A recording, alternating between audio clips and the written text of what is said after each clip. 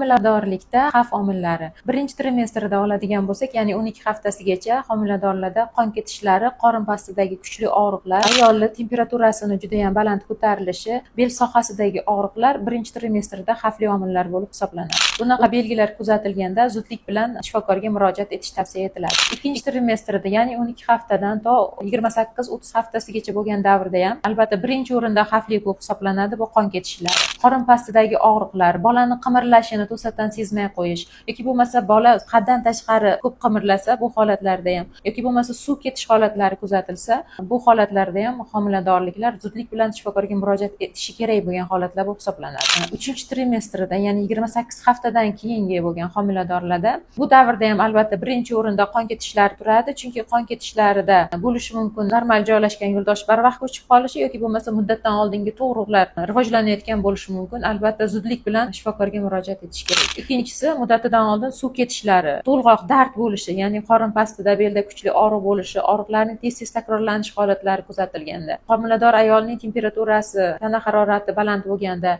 yo'tal bo'lganda, kuchli bosh og'rig'i, ko'ngil aynish, qusish, ayniqsa 3-trimestrda kuzatilganda, bosh aylanishi, oshqozonda og'riq kuzatilganda bu preeklamsiyani xavf omillari bo'lib hisoblanadi. Shunaqa belgilar kuzatilganda albatta zudlik bilan tug'ruq kompleksiga murojaat qilish tavsiya qilinadi. Yuqoridagi xavf omillari rivojlanmasligi uchun albatta o'z vaqtida tibbiy ko'rikdan o'tish tavsiya etiladi. Agar mabodo shu yuqorida aytib o'tgan belgilarimizdan birontasini o'zingizda sezayotgan bo'lsangiz, zudlik bilan shifokoringizga murojaat qiling.